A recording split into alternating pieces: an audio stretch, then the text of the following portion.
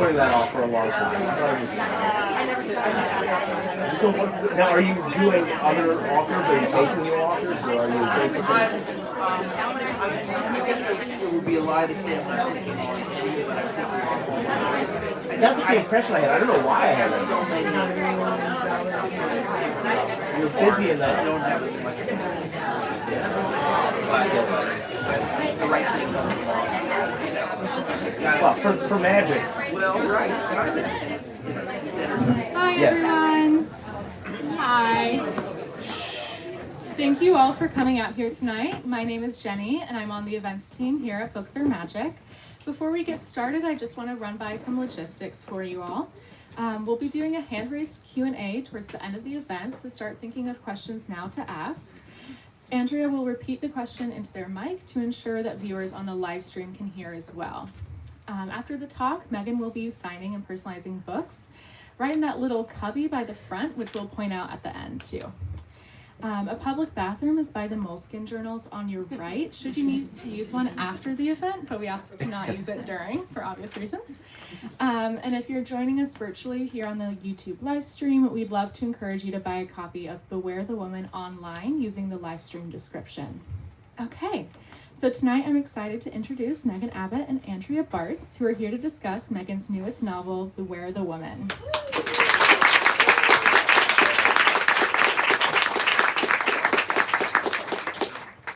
Beware the Woman is an eerie and prescient novel about a family outing that takes a terrifying turn. Newly married and pregnant, JC and her husband Jed embark on their first road trip to visit Jed's father, Dr. Ash, in Michigan. At first, the trip is cozy and hospitable, but JC has a health scare and all eyes turn on her. She begins to feel trapped, surveyed.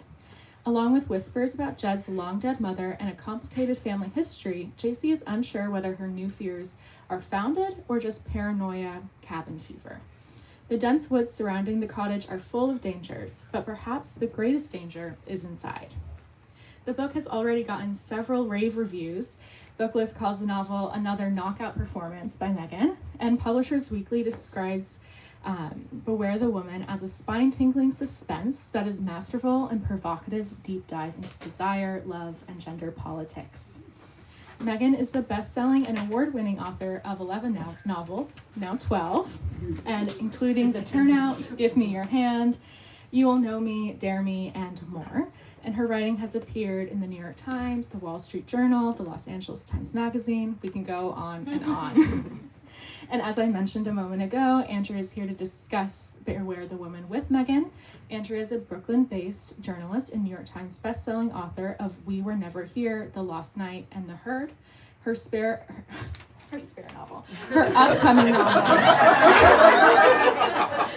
upcoming novel, The Spare Room, publishes June 20th. So without further delay, everyone please give a very warm welcome to Megan and Andrea.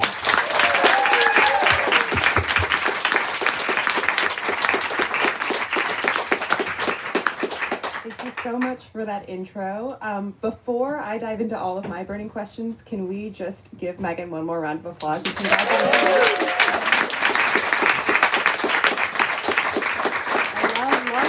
I love launch events that are like really close to the actual launch day. I hope you are still on cloud 9. So I have lots of questions for you, but the first I want to ask is where the idea for this very creepy, very disturbing, and very wonderful book came from. Thank you. Oh, and thank you so much for doing this. I can't wait for your launch, which is just a few weeks away. So we're really summer twins here. The idea came. It's almost embarrassing because it's from this. It really was inspired by this. If any of you have been on the internet, there's a very popular phenomenon, which is where people present an ethical dilemma to everyone they know and 100 million people they don't know, and they ask for their advice. And there's a very common version of this, which is called the AITA. Do any of you know this? You know what it stands for? Am I the asshole if? And I was reading one of these, and it was basically, am I a bad person if I don't want my family in the delivery room with me when I give birth? And then the woman who posed the question started to talk about how her husband and father-in-law had become very obsessed with her pregnancy, and they were monitoring her eating and her physical activity, and they were talking to her doctor behind her back, and she actually said that she felt like her husband wasn't the same person she married the minute she became pregnant, and people were very alarmed on social media, as you can imagine. There was a lot of elaborate theories on like how to rescue this woman from it. But I just thought it was so interesting about when you become pregnant, how you become this other thing, and people feel like they can touch you and they can sort of give opinions, and it's sort of just the prelude to all the opinions they'll give about how you should raise this child, and is sort of fascinated by that. And then that my brain just sort of took off from that, imagining terrifying scenarios. So it really did come from an AITA. Love it. You're not the first author I know to sort of like plumb Reddit relationships and other Reddit threads for ideas. Like there is a rich source material there.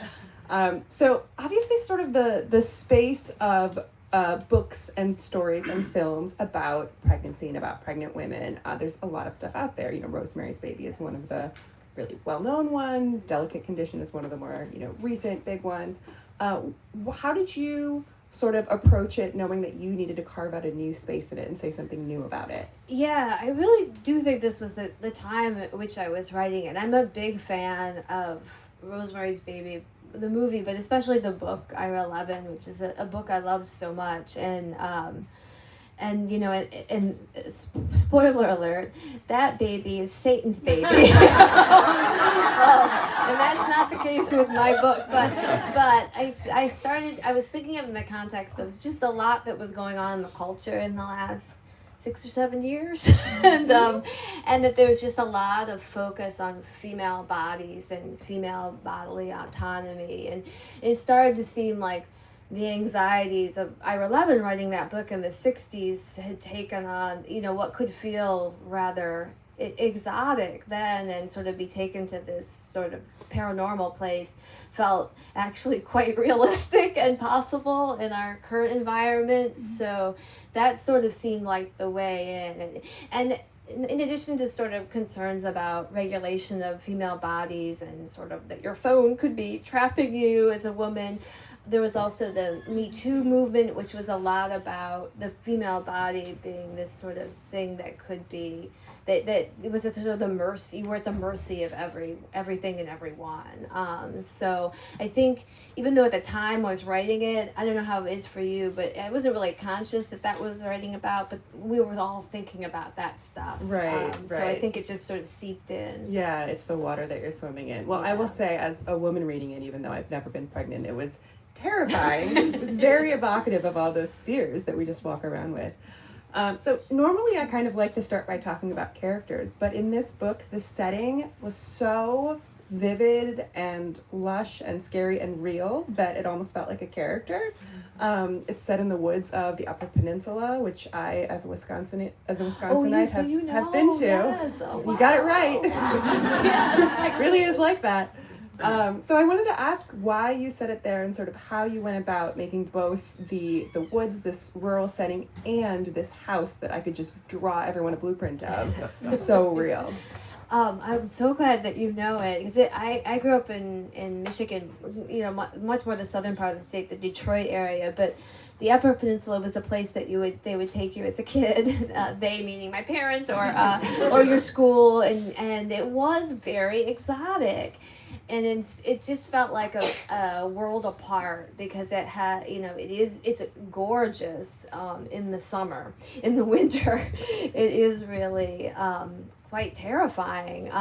But it's different, and it's much more Scandinavian. If you've seen the movie Fargo, which most of it is not set in Fargo, but in the Upper Midwest, it is sort of people speak a little differently. It has this different heritage. It was a very strong mining country, so it has all these people that came from Cornwall, England, and came as miners. And there's this sort of strange Cornish patois that some of the people have there, and it was just so interesting to me. And I don't tend to set my books in any place. It drives some readers crazy, or so I'm told. But this place, the specificity felt like a great boon, because it's such a unique place, and if you know it at all, even by reputation, you know that it's different and quite isolated. And as a New Yorker, and I'm sure you identify, the notion of being in this remote place with like no Wi-Fi, no cell signal, no people in some of these places, that just felt like an added nightmare scenario to me.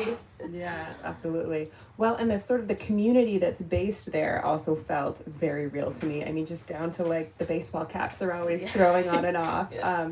So can you talk a bit about this cast of characters and how you went about, it's so claustrophobic, they're sort of cut off from everyone, so it's a small cast, and yet they feel so distinct and rich, and how did you sort of, go about putting those pieces in place? Yeah, I was sort of interested in, much like another classic novel, Jaws. There's always like the townies and the people, the tourists, and that's definitely true in the Upper Peninsula. And they really have a great distaste for people who come from.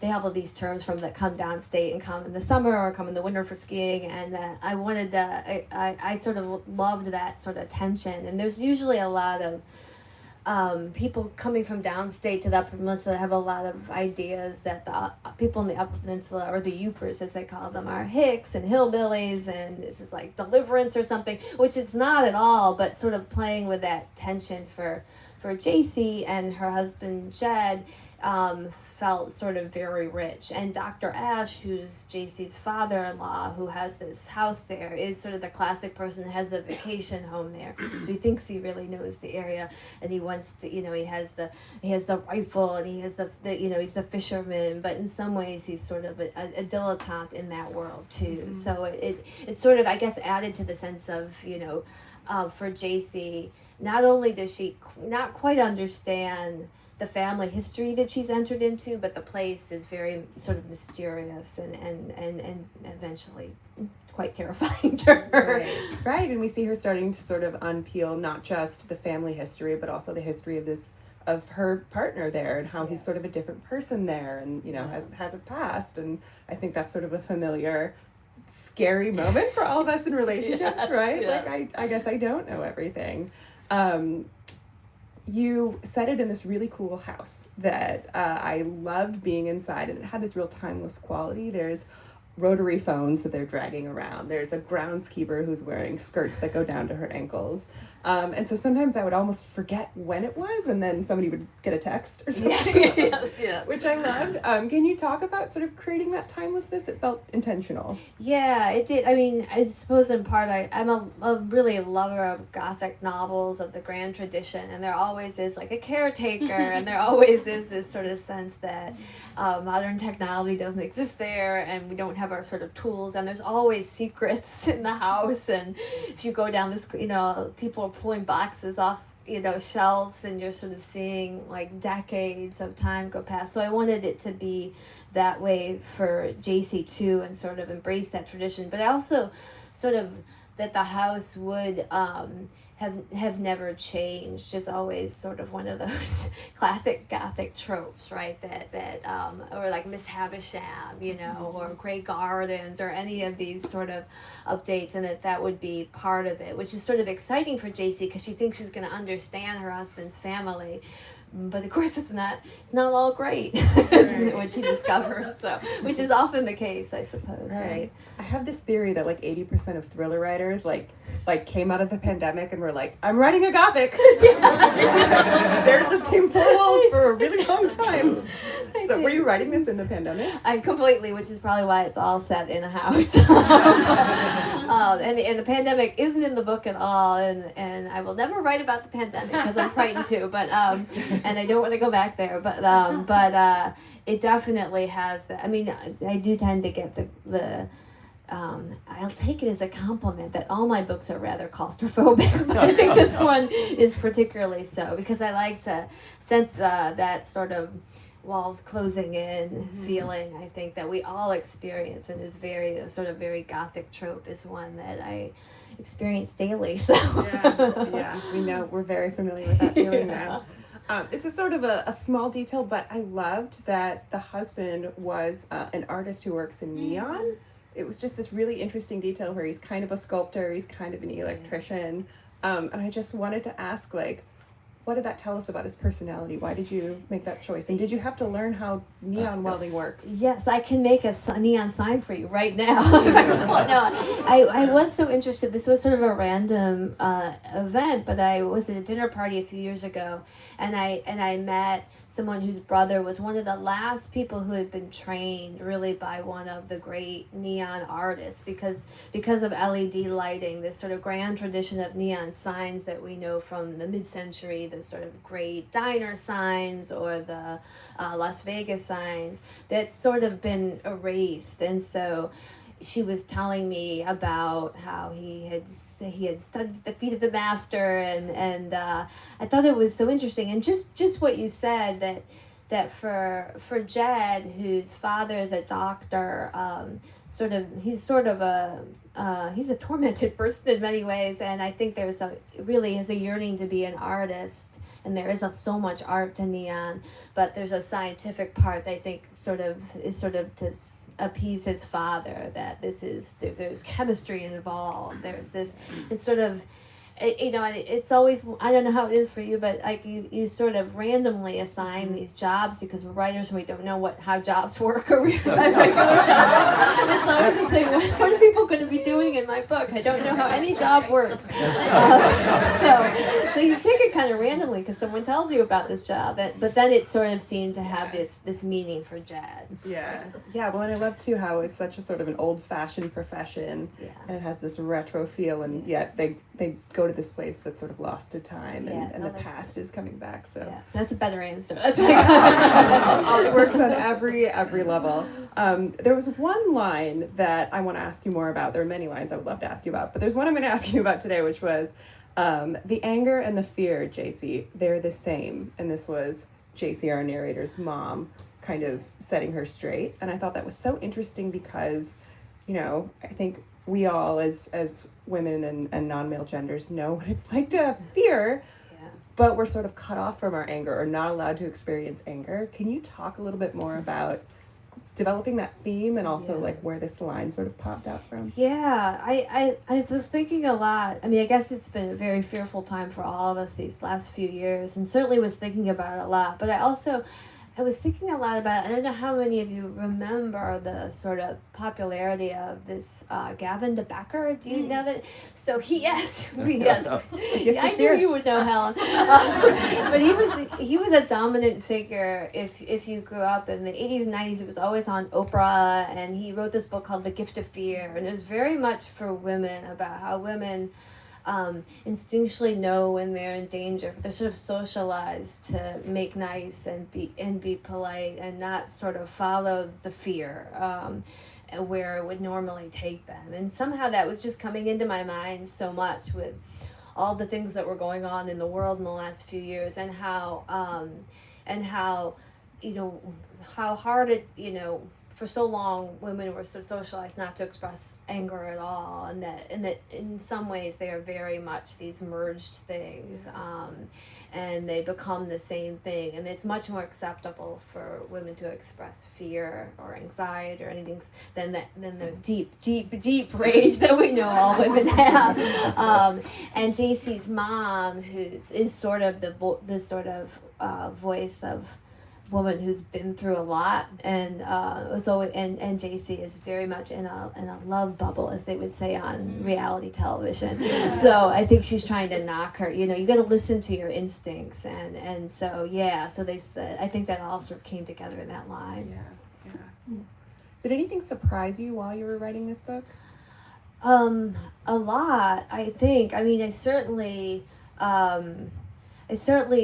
think the character of Jed, the husband, was the sort of most mysterious to me, in some ways, because he's not expressive, and he's. I think he'd like to be more expressive than he is, but he's so haunted sort of by the family. I was at an event the other night in Baltimore, and someone who had already read the book was like, "This is just like Logan Roy and Kendall," and it's not. But there is something about he's a very conflicted relationship to his father, and he feels very repressed, and so since it's a first person narrative with JC sort of figuring him out, you're sort of even though he can't quite say how he feels, was when I sort of started to figure him out, that was a surprise to me. And is it the same way for you? There's some characters from the start, and other ones that slowly unpeel themselves. Yeah, the ones that reveal themselves to you as you go, and sometimes just do something where you're like, what? Yes. You're like, I wrote it. Why am I surprised? Yes, exactly. It came from my brain. Exactly. That's so interesting. What do you hope that readers take away from this novel? Oh boy. I never really think about it I really think about the experience of reading it. I really want it to be this sort of adventure we're on together, and so much of the writing of it is like that we're in this sort of like passing the baton, like I'm one step ahead of you, but no wait, you're a little ahead of me, and then sort of passing it back and forth. And I want us to sort of be in sort of close quarters together, where we're sort of whispering to each other, and that's all I really think about, and the rest I suppose comes out just because when you're writing, your feelings about stuff come out no matter what. And it feels better to me if it's organic rather than sort of forced. So I sort of trust that it will emerge, because I'm always surprised what people take away from the book. I don't know how it was for you, but like it's because it has to remain mostly unconscious, or I think it would feel false, or it wouldn't let the reader in. You're always trying to open all these doors to let the reader in and to have their opinion and their feelings. And I always want to keep opening all the doors so that they can enter the story. Yeah, that's such a nice way to put it. But yeah, readers will take away things that you didn't realize you put in there. Sometimes they will jump to conclusions that you're like, that is a fan theory I never considered, but run with it. That's really cool. So you mentioned that this was one of the first times you gave us a very specific real location. Is there anything else about this book that you took on or did that you hadn't done in your earlier stuff? What was really new in the writing of this? Yeah, it's certainly, I think JC is sort of, my nicest main character. I often get accused of writing very unlikable main characters. I love them all, but complicated. That's right. I love them all, but I really wanted. I thought it was so interesting to have entered JC. That JC is really a kind of person who believes. And is very much in love, and so that that she would be the one she would be the investigator, the one finding the secrets, and I really wanted her to be very identifiable to the person reading it, which is not something I always think about, but given the nature of the story. I mean, she does have some things she does hold back, though. So I guess in the end, she is keeping some secrets that don't reveal themselves till all the way through. But I really wanted her to be the way that the reader could just plug themselves into her, and I don't usually do that. Yeah, that's so interesting with her being sort of this amateur sleuth, because the book is not a whodunit. The book is not a traditional thriller, and so you sort of are walking this knife's edge of like, is something wrong? Or is she being paranoid, which is always my favorite kind of thriller to read. And you walked that line really masterfully. Oh, thank you. It is so tricky because everyone knows they're reading a thriller, so they're probably like, well, if she's paranoid, probably she should be. But in most of our life, we don't really anticipate the things that happen in this book to really be happening to us. So it's always trying to sort of balance that for the reader. Yeah, it's that line when people are like, why doesn't that character just leave? I'm always like, she doesn't know she's in a thriller. You know she's in a thriller. Exactly. She's probably pretty motivated to explain to herself what's going on.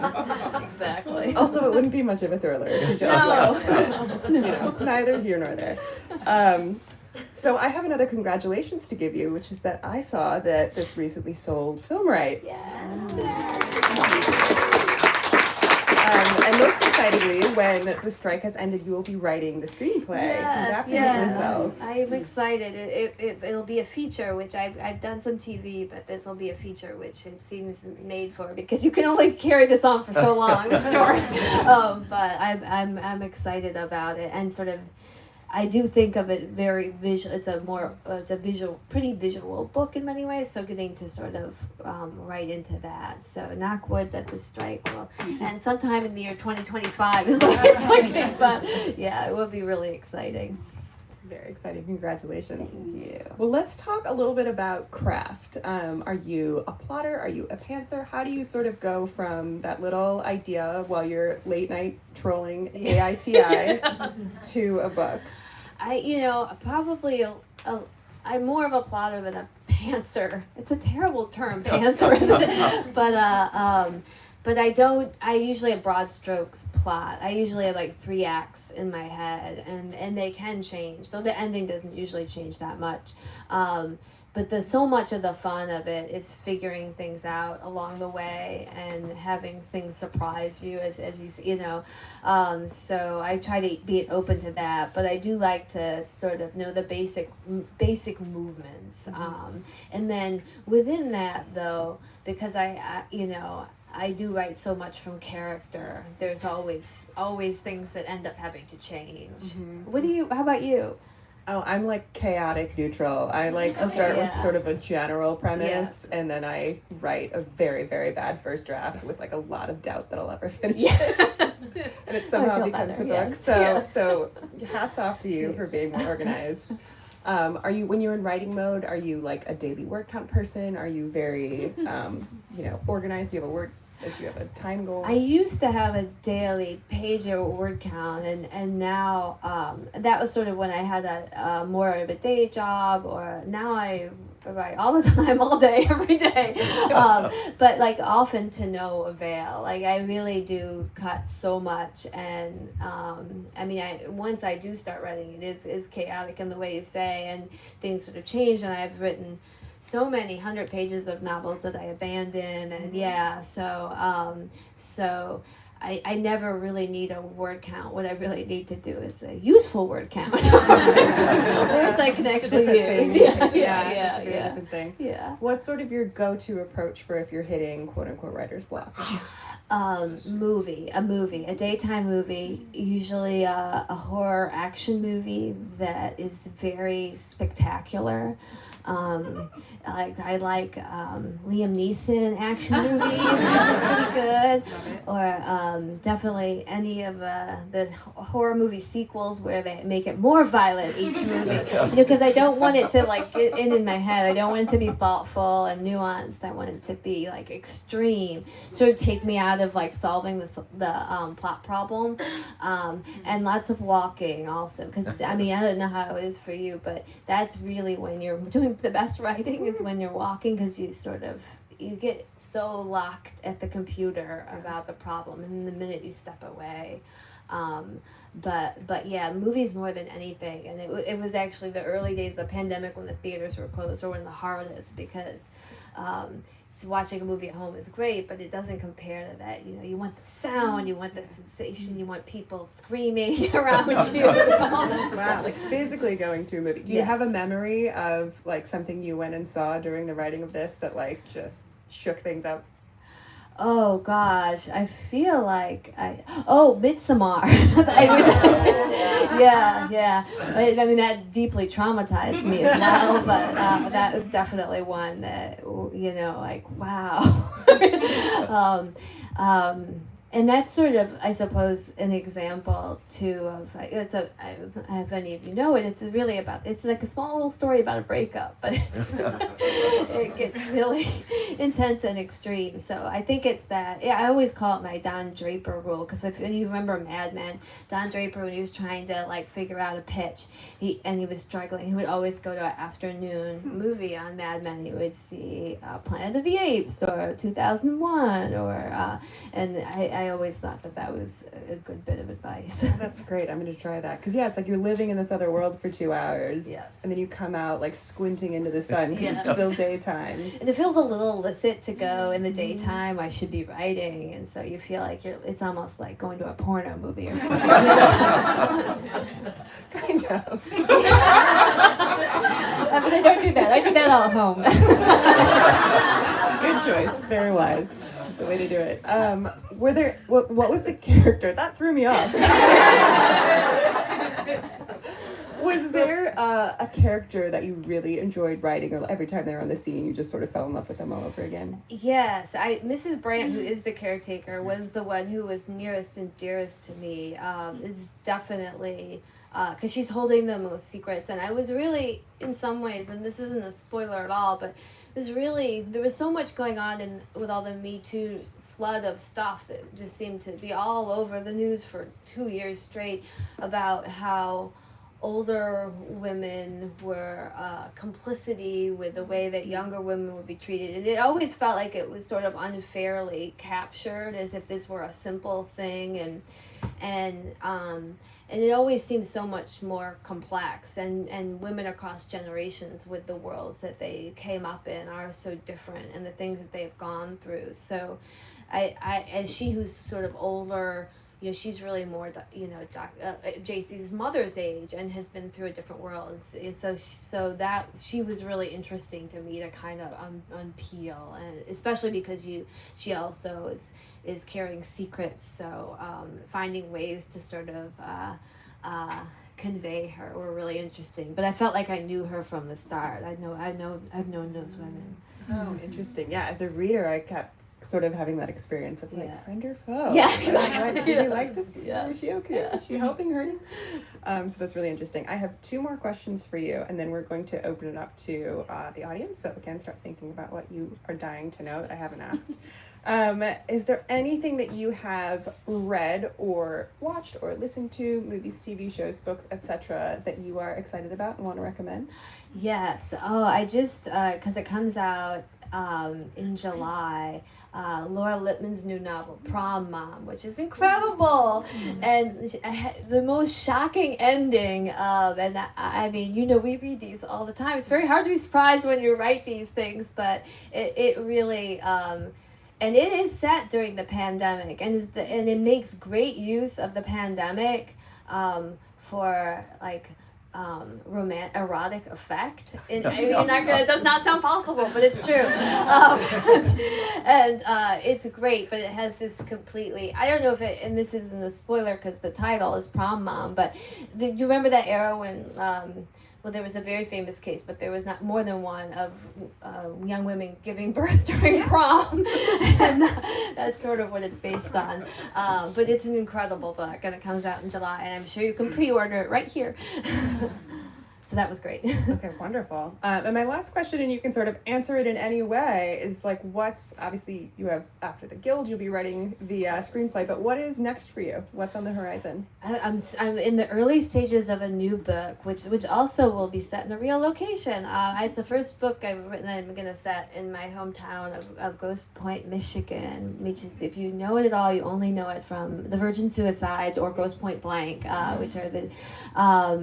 and I'm working on that. I'm also going to be adapting, once the strike ends, if any of you know the Todd Haynes movie Safe, I'm going to be adapting that for a TV series. So that's going to be it's one of my favorite movies, and very prescient. If you've seen it, it was made in the 90s, but it is about environmental illness, and it's very relevant now. So that's going to be fun. So you've got a full plate coming up, just as all of your readers and fans would hope.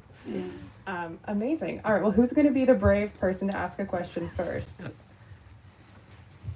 Right, okay, so I know that you are going to be the one kind of writing the script for this. Yeah.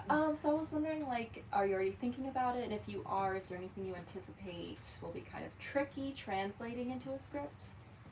So I'll be jumping in after all of you to repeat.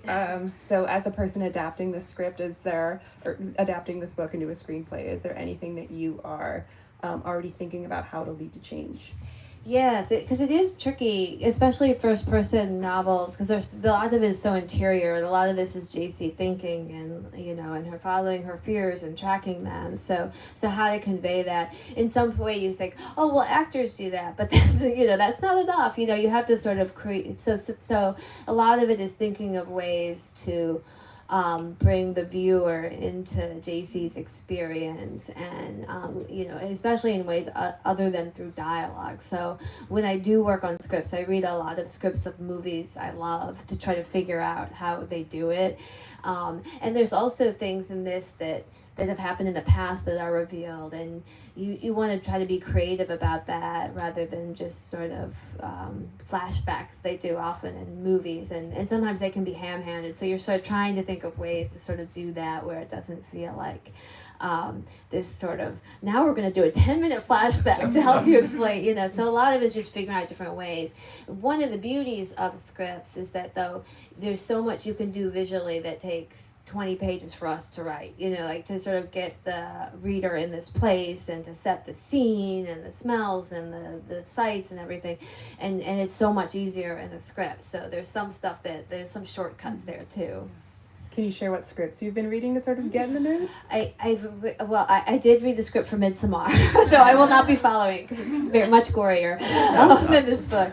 But certainly a lot of 70s paranoid thrillers, since there is a lot of like, am I paranoid or is this real? So I've been reading a lot of scripts of 70s thrillers to sort of see how they get, and a lot of that is a great director and working with a great director who can convey that, but you kind of want to be on the page because that's also how you get a great director. So sort of seeing how they can lay that on the page, and a lot of it is, I always thought when I started writing scripts that it was all in the dialogue, but in some ways that's the least of it. A lot of it is how you're actually writing the stage direction, and how you're then I always use the example, my favorite script I ever read is the Michael Clayton script by Tony Gilroy, which is an incredible movie, but the script is also just like unbelievably great to read, and it has this sort of details like a character, if any of you know the movie, Tilda Swinton is introduced by noting that she's eating a sad salad at her desk.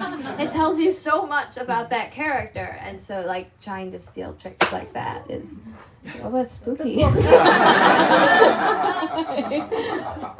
Grievers. We have to see the title. Yes. Well, What's sad the book? salad. Grievers. Oh my God. Creepy. So on Instagram, you linked to something called Megan Abbott's playlist for her novel, Beware the Woman.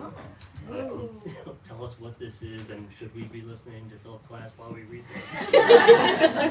The question was, can you tell us more about the playlist that you created for the book? Yes, if any of you know the Large-Hearted Boy, which is it started as a blog, I think, but they ask authors to do a playlist, and so I took and I often do have a playlist of, do you do this? The things you listen to while you write? I don't. I have complete silence. I used to, I mean, it's probably sounder, but I often have to get in the mental headspace, and so for Beware the Woman, it was a lot of Philip Glass, this very intense music, a lot of Lana Del Rey about doomed romance, problems with men, and so it was like literally I just took I actually named them in my Spotify, and I literally, for when he asked me, I said, as a matter of fact, I already have my playlist for you, but it's a lot of that, and in particular it's the Mishima. I know a lot of writers that use the Mishima soundtrack, score rather. It's really for instrumental scenes, and no lyrics, so nothing to sort of really distract you, but some very intense violins. Right.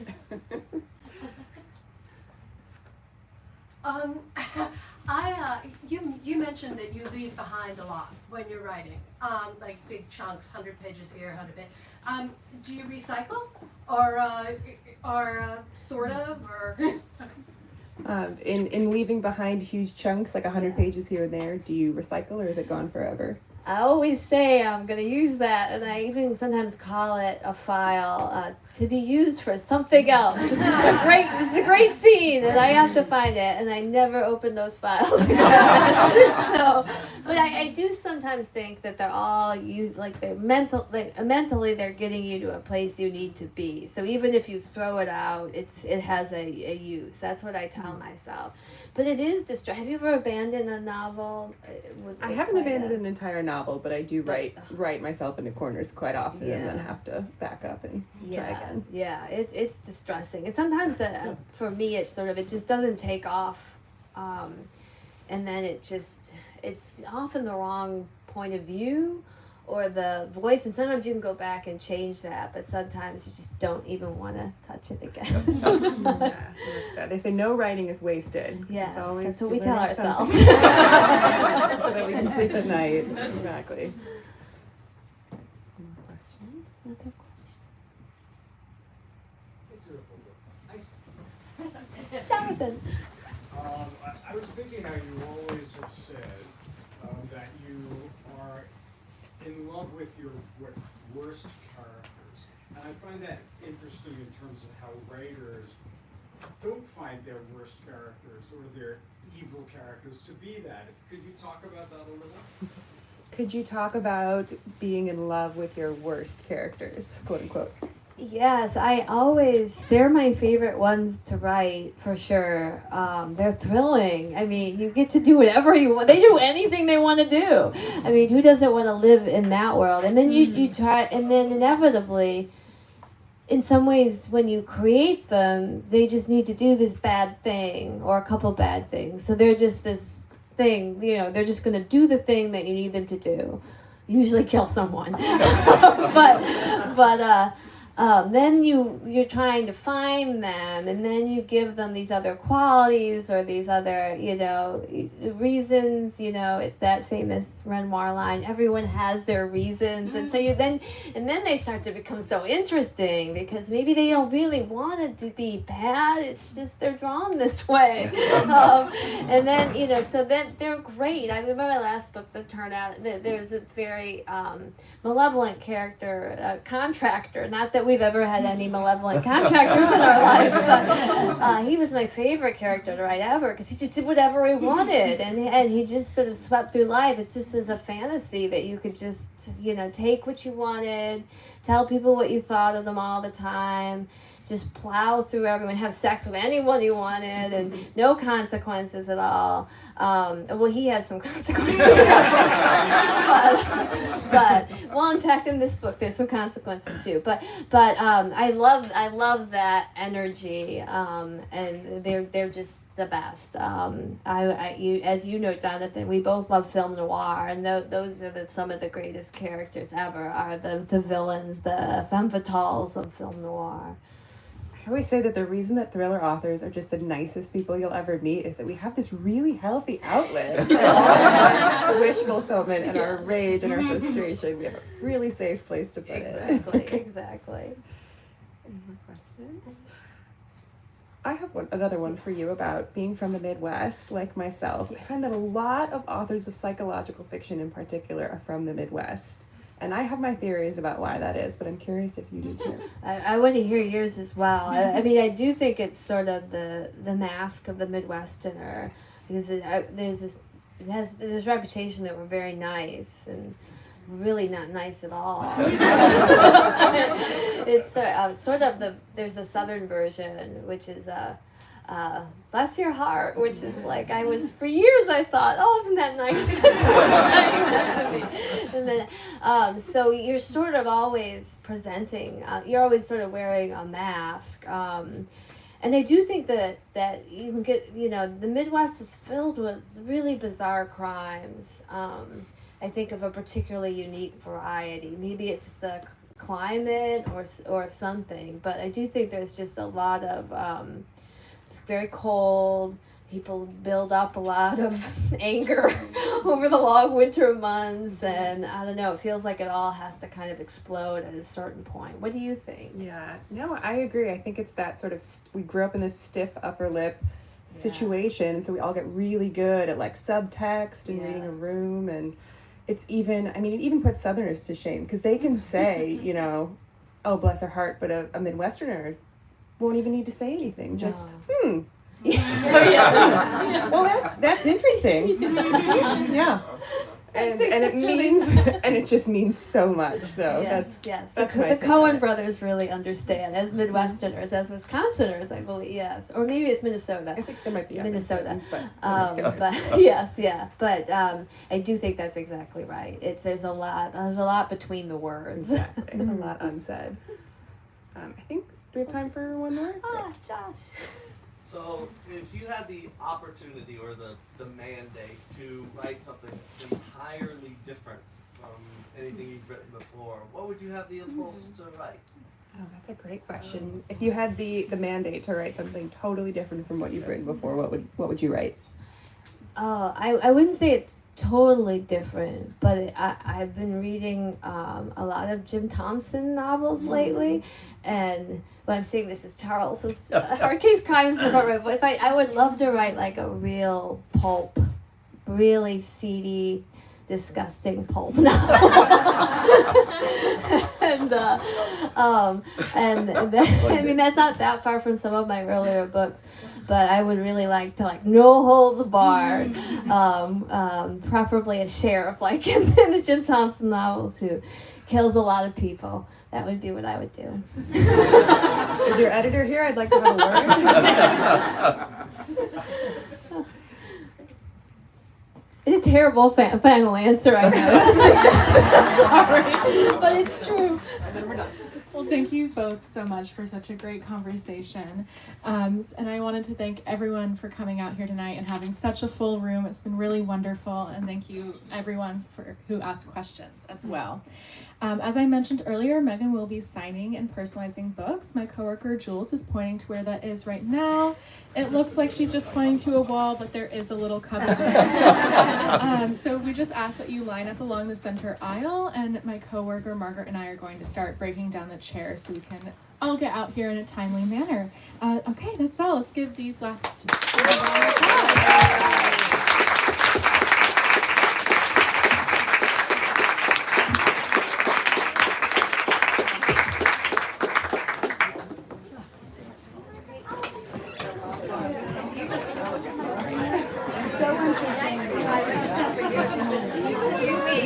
I know. She was like, let's go. I was like, no, we're sitting in front.